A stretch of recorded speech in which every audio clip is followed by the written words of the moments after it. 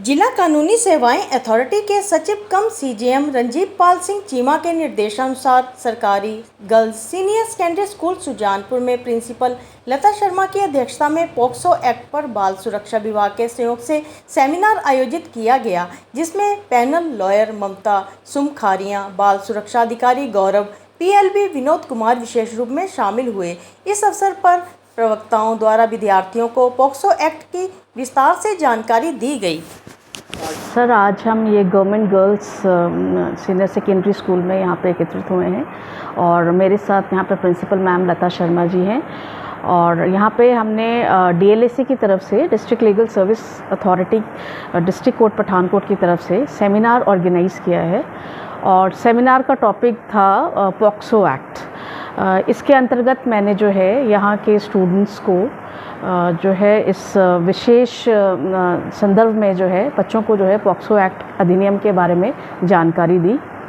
और बताया कि किस तरह से ये एक्ट जो है 14 नवंबर जो है 2012 में जो है भारत सरकार द्वारा पारित किया गया है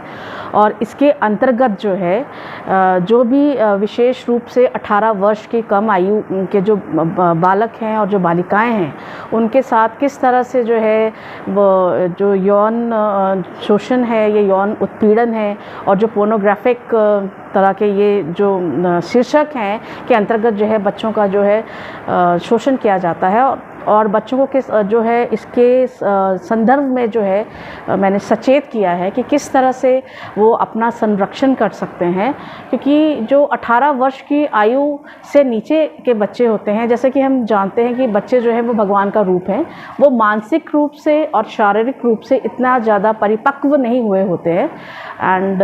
दे आर इमेच्योर। तो इस तरह से अगर कोई व्यक्ति जो है वो ये अकृत्य करता है संबंध में और बच्चे जिसके बिल्कुल जिन कृत्यों से वंचित हैं और वो उनको मानसिक रूप से भी इसके अलावा शारीरिक रूप से जो है जो उसका शोषण कर रहा है, तो इन दोनों के बीच का जो मतभेद है या जो डिस्क्रिमिनेशन है उसके स्वरूप जो है मैंने बच्चों को यहाँ पर अवेयरनेस प्रोग्राम में जो है उनके जो है नियम बताए हैं। बेसिकली मैंने उनको यह बताया कि what is good touch and what is bad touch और किस तरह की फीलिंग्स जो है वो अराइज हो रही है। इसके अलावा हमारे पास बाल विभाग डेवलपमेंट डिपार्टमेंट से भी हमारे सर आए थे, उन्होंने भी काफ़ी अच्छे तरीके से जो है इस विषय पर जो है रोशनी डाली है और बताया कि अगर इस तरह की समस्याएं आती हैं तो कोर्ट्स में जो है ये जो प्रावधान दिए गए हैं और इसके अलावा कुछ पोर्टल्स में हम कंप्लेंट कर सकते हैं, चाइल्ड हेल्पलाइन है और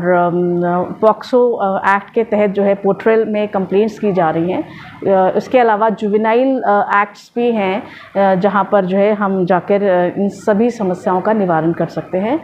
और अंत में मैं यही कहना चाहूँगी कि मैम लता शर्मा जी जो कि प्रिंसिपल ऑफ दिस स्कूल, इन्होंने भी जो है हमारे लिए इतना वक्त निकाला, उनका मैं हार्दिक धन्यवाद करना चाहती हूँ। आज मेरे स्कूल में लीगल लिटरेसी क्लब के तहत एडवोकेट मिसेस ममता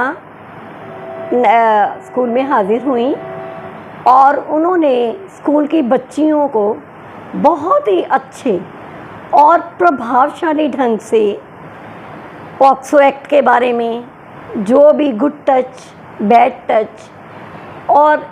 किसी भी किस्म की मानसिक या शारीरिक समस्या,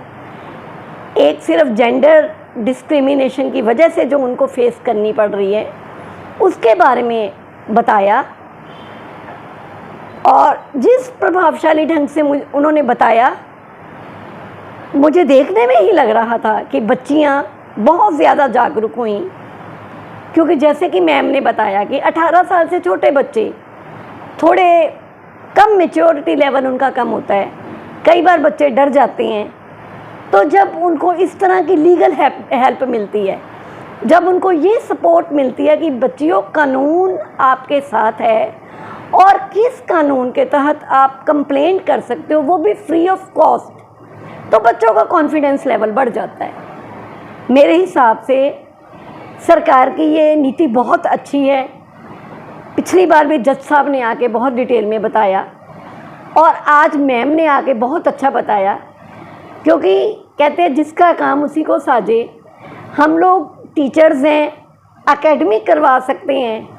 लेकिन जो कानूनी पेचीदगियाँ और बारीकियाँ हैं वो वही बता सकता है जिसने कानून की पढ़ाई पढ़ी है। तो जिस ढंग से मैडम ने बताया, बच्चियों को क्या, टीचर्स को भी बहुत बेनिफिट हुआ। और हम यकीन दिलाते हैं कि जो भी कानून या जो भी जागरूकता के तहत और बच्चियों के साथ जो गलत होता है, मैडम ने बताया, उसको टाइम टू टाइम हम रिपीट करते हुए बच्चों के दिमाग में इस कदर उनका माइंड सेट कर देंगे कि इन फ्यूचर वो किसी भी किस्म की कोई प्रॉब्लम फेस ना करें और सरकार जिस मकसद के तहत ये पॉलिसी चला रही है उस मकसद में वो कामयाब हो। Thank you.